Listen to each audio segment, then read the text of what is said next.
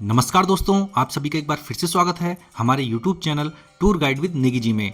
दोस्तों, अगर आप भी इस साल चारधाम यात्रा पर जाने का प्लान बना रहे हैं और आपका बजट कम है, तो आज की वीडियो में मैं आपको बताऊंगा सबसे कम बजट में कैसे आप यात्रा को कर सकते हैं, कहां से यात्रा शुरू करें और कितने दिन लगेंगे इस यात्रा को करने में।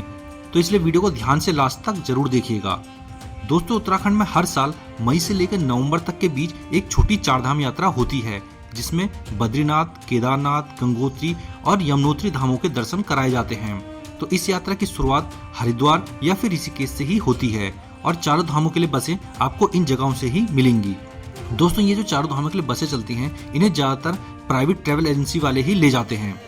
आप जैसे ही हरिद्वार या ऋषिकेश में ट्रेन से उतरते हैं, तो आपको बाहर निकलते ही कई सारी ट्रैवल एजेंसी नजर आ जाएंगी।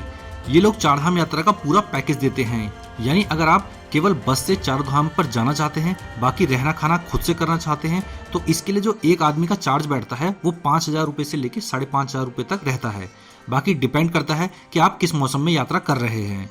इसके अलावा अगर आप इनसे पूरा पैकेज लेना चाहते हैं, जिसमें रहना खाना और बस तीनों ही चीजें इंक्लूड हों, तो इसका चार्ज करीब करीब 18,000 रुपए बैठता है एक आदमी का, जिसमें आपको ये होटल भी देंगे और खाना भी यही प्रोवाइड करवाएंगे। बाकी अगर आप केवल बस लेना चाहते हैं, तो आपको रूम अपने आप खुद से ढूंढने होंगे और खाने की व्यवस्थाएं भी खुद से करनी होंगी। जैसा भी आपको ठीक लगे, आप इन ट्रैवल एजेंसी से बुकिंग करवा सकते हैं। मैं आपको कुछ ट्रैवल एजेंसी वालों के नंबर भी दूंगा, नीचे डिस्क्रिप्शन बॉक्स में आप देख लीजिएगा। आप आने से पहले इनसे भी अपना ट्रैवल प्लान कर सकते हैं। दोस्तों, अगर आप चारधाम यात्रा पर पहली बार आ रहे हैं, तो मेरा ये सजेशन रहेगा कि आप किसी ट्रैवल एजेंसी से ही अपने लिए बुकिंग करवाएं, ताकि आपको जाने में सुविधा रहे और आपका सुविधापूर्वक ये सारी यात्रा हो जाए। लेकिन अगर आप बस से एक एक करके धाम पर जाना चाहते हैं, तो उसके लिए भी मैं आपको बताता हूँ कि किस तरह से ये यात्रा हो सकती है। तो दोस्तों, जो चारों धामों के लिए बसें आपको मिलेंगी, वो मिलेंगी ऋषिकेश से, क्योंकि दोस्तों ऋषिकेश से यमुनोत्री के लिए बस भी जाती है, गंगोत्री के लिए भी, केदारनाथ के लिए भी और बद्रीनाथ के लिए भी। लेकिन जो सबसे पहले धाम पे यात्रा होती है वो होती है यमुनोत्री की, तो आपको वहां यमुनोत्री के लिए बस मिलेगी ऋषिकेश से। हरिद्वार से ऋषिकेश की दूरी 20 किलोमीटर की है और ऋषिकेश रोडवेज बस स्टैंड से बाहर की ओर ही प्राइवेट बस स्टैंड है, वहां से आपको बस मिल जाएगी यमुनोत्री की।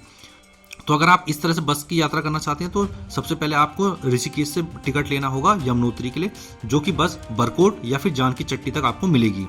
फिर जब आप यमुनोत्री की यात्रा कर लेंगे, उसके बाद यहाँ से आपको बस पकड़नी होगी गंगोत्री के लिए। तो कई बार डायरेक्ट गंगोत्री के लिए बस नहीं मिल पाती है, तो आपको स्टेप बाय स्टेप उत्तरकाशी तक जाकर फिर इस तरीके से भी आपको यात्रा करनी पड़ सकती है।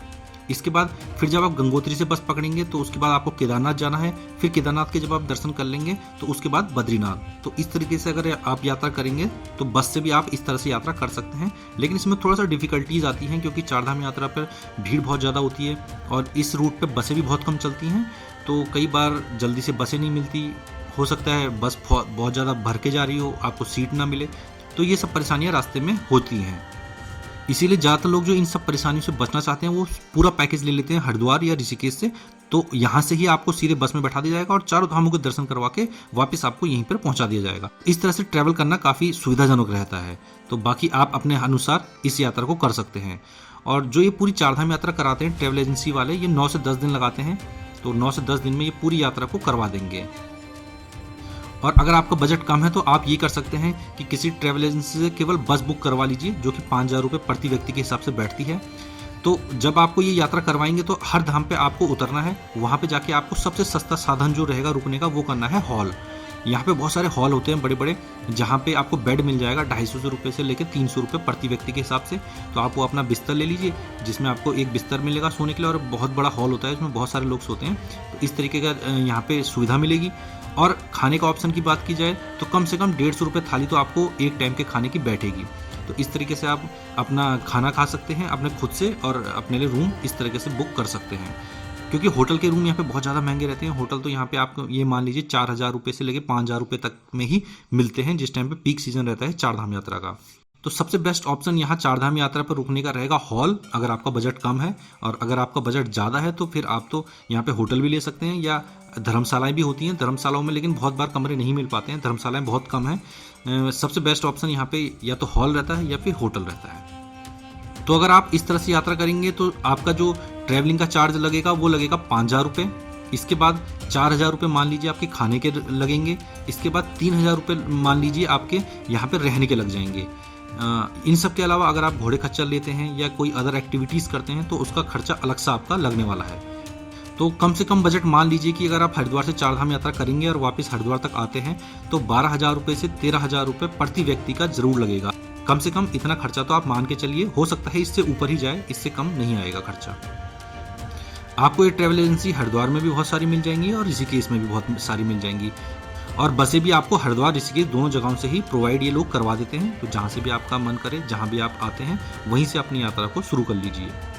तो दोस्तों आशा करता हूँ आपको कंप्लीट डिटेल्स मिल गई होगी कि चारधाम यात्रा को आप कैसे कर सकते हैं बस से।